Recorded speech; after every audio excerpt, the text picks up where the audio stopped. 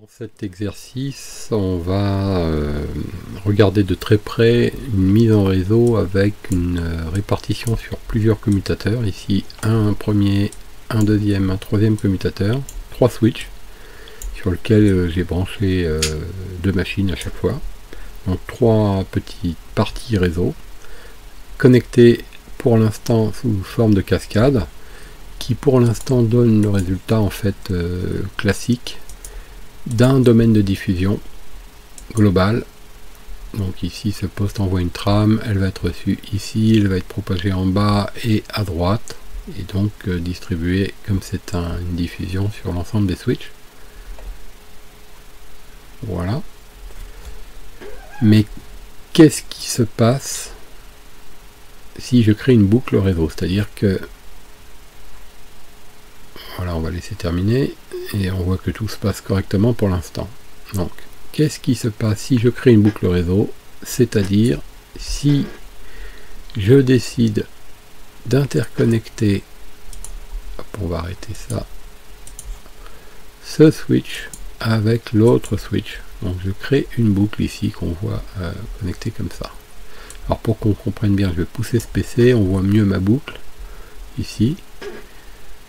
Qu'est-ce qui se passe si je crée cette boucle directement comme ça?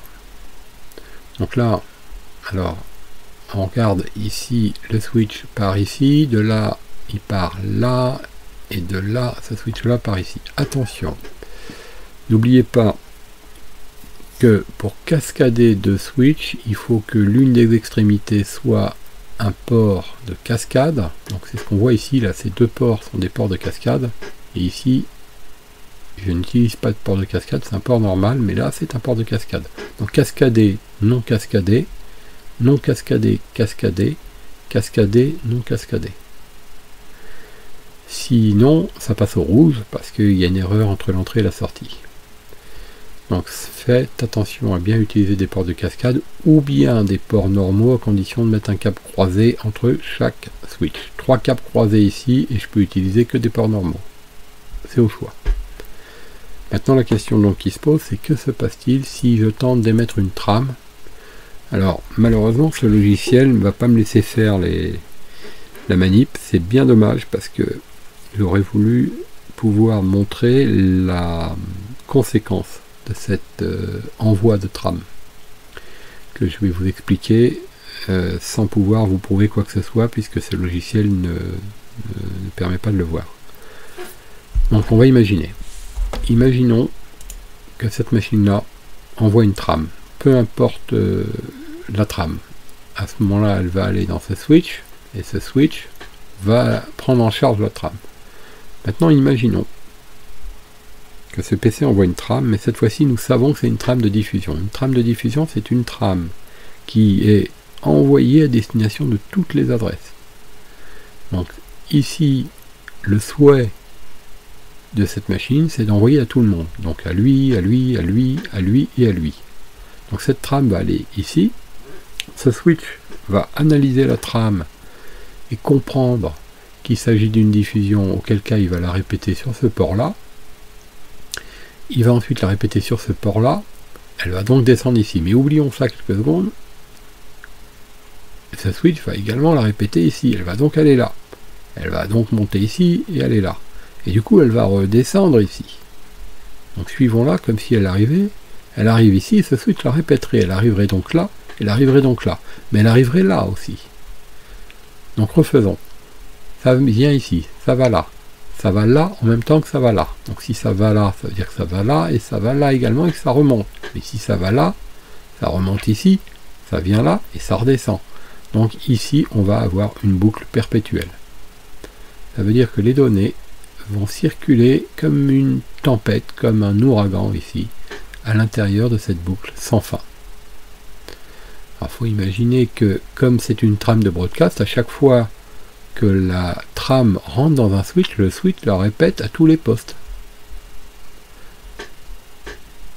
Donc ça va provoquer une tempête de broadcast. On appelle ça une tempête de broadcast et la boucle en fait va atteindre perpétuellement tous les PC. c'est-à-dire que tous les postes vont recevoir des quantités astronomiques de messages en permanence, sans arrêt. Il n'y a pas d'arrêt possible, si ce n'est de débrancher ou de couper la boucle. Donc il suffit de couper la boucle. Alors qu'est-ce qui se passerait si on coupait la boucle? Si on coupait la boucle, par exemple si on enlevait ce câble, à ce moment-là, il n'y a pas de boucle. Un broadcast arrive ici, il est répété ici, il est répété là, il est envoyé là, il est envoyé là, il est envoyé ici, il est répété là, il est répété là, et là c'est fini. Pas de boucle. Mais quand il y a une boucle, si la boucle est fermée comme c'est le cas ici, les switches vont engendrer une tempête de broadcast dès qu'un premier envoi sera fait en diffusion, en broadcast, par un des postes, n'importe lequel. Il va être prisonnier d'une boucle perpétuelle. Donc pour pallier à ça, je ne vais pas modifier mon schéma. Vous avez vu tout à l'heure que quand j'essaye d'émettre une trame, le logiciel me dit que c'est impossible. Tous les voyants sont ouverts, donc tout est branché. Mais regardez ce qui se passe. Alors je vais me mettre en mode configuration. Alors, on va se mettre en mode conception, configuration. On va configurer chaque switch et on va gérer la fonction spanning tree. Spanning tree, ça veut dire littéralement un arbre d'inondation. Inondation, ça veut dire qu'en fait il va constituer une topologie sous forme d'arbre. Le premier switch qui commence va inonder le réseau pour informer les autres switches de l'état de fonctionnement de ces ports. Si un port détecte une boucle, il va prévenir les autres switches. Pour que ça marche, il faut que les autres switches soient compatibles avec ce protocole qui s'appelle le protocole Spanning Tree. Donc il faut que tous vos switches intègrent cette technologie réseau. Maintenant, j'ai remis en marche, regardez bien ce qu'a fait ce switch-là. Ce switch-là a détecté qu'une boucle se produisait par le bas ici. Il a donc inhibé le port qui est ici. Donc c'est comme si ce câble n'existait plus. Quand vous enverrez un broadcast, il ne pourra pas être bouclé ici. Il va donc descendre ici, aller là, descendre en bas, et ensuite aller ici et là. Mais il ne va pas boucler là.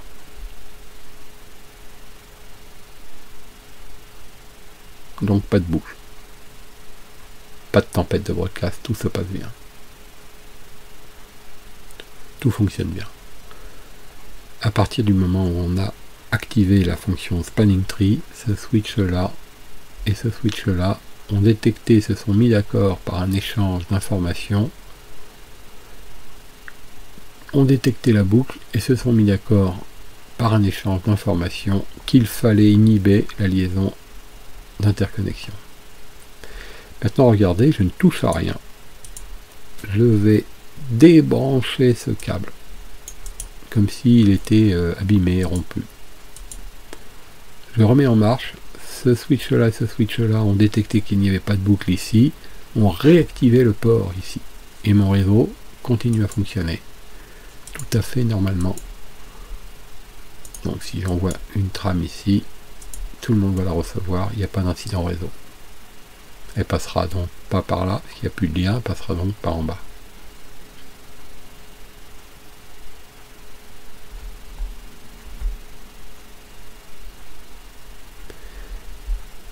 La conclusion de cette expérience, c'est que grâce à la fonction Spanning Tree, on peut autoriser la création volontaire ou accidentelle de boucles, tout en étant certain qu'il n'y aura pas d'effet néfaste, c'est-à-dire ce qu'on appelle de tempête de broadcast.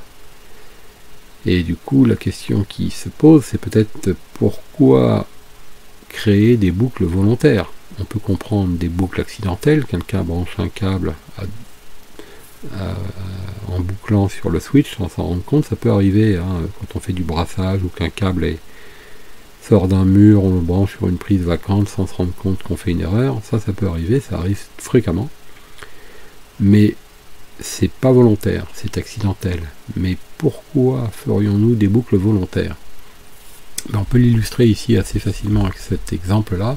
Imaginons que ce switch-là soit à un étage d'un bâtiment, celui-là soit à l'étage inférieur et celui-là soit au bout du couloir du premier étage, en face de celui-là. Si on veut créer une configuration permettant d'assurer le maximum de possibilités de passage réseau, on va boucler ici. Ça veut dire que la communication, elle est établie de toute façon entre le haut et le bas par ce câble-là ici, et entre la gauche et la droite par ce câble-là ici. Et que si un câble venait à être rompu, peu importe le câble, par exemple celui-ci, personne n'est isolé. Ça continue à fonctionner. Le bas ici, la gauche ici. Si on rajoute ce câble, comme c'était tout à l'heure, ça refonctionne, il inhibe. Si c'est maintenant ce câble-là qui est en panne, ça continue à fonctionner. On va remettre ce câble. Et on va enlever celui-là pour finir. Si c'est ce câble-là désormais qui est en panne, ça continue à fonctionner. Le haut et le bas ne passent plus par là, mais passent par le bout ici. Et ça marche toujours. Donc en créant des liens multiples volontairement, on augmente le nombre de chemins possibles pour constituer notre échange réseau, sans engendrer de boucle réseau, puisque ces liens ne s'activent que lorsqu'il n'y a pas de boucle détectée. Donc on peut en créer autant qu'on veut, ça sert de lien de réserve. L'inconvénient du procédé, c'est que ça consomme des prises sur vos switches, puisque pour établir les liens, il faut utiliser les prises. Deuxième inconvénient qu'on ne voit pas ici sur ce schéma, c'est que pour fonctionner, le protocole Spanning Tree envoie régulièrement des données qui visent à interroger les voisins pour dresser l'état des lieux du réseau et se tenir au courant et réagir en cas de changement, par exemple lorsqu'une boucle se produit. Donc cet échange engendre un petit peu de trafic réseau, c'est pas énorme, mais c'est pas négligeable, en tout cas c'est pas nul, et dans un réseau où on cherche à optimiser les échanges, ajouter du trafic de signalisation, c'est jamais la solution idéale pour optimiser les échanges. Mais il faut chercher le meilleur compromis possible pour assurer qu'il n'y aura pas d'accident en cas de boucle sur notre réseau. Et comme on n'est pas à l'abri et qu'on ne peut pas savoir si ça n'arrivera pas, la plupart du temps on active, et il est activé très souvent par défaut, le Spanning Tree sur les commutateurs qui en sont capables. Donc, nous voici au terme de cette petite présentation de fonctions de boucle de réseau. Mais on n'a pas terminé d'en parler, en tout cas dans la mise en pratique et l'architecture réseau en général. Donc je vous invite très fortement à évaluer un petit peu différentes situations en compliquant un petit peu cette topologie, en faisant quelque chose de plus compliqué avec pourquoi pas simuler un bâtiment de 3 étages avec 3 switches par étage et des liens multiples pour véritablement vous assurer que ça fonctionne dès que le Spanning Tree est activé, et éventuellement le désactiver sur certains switches et pas d'autres pour voir les conséquences. Alors pour agir sur le Spanning Tree, il faut être en mode conception réseau et on fait un clic droit sur le switch configuré, on coche ou on décoche ici.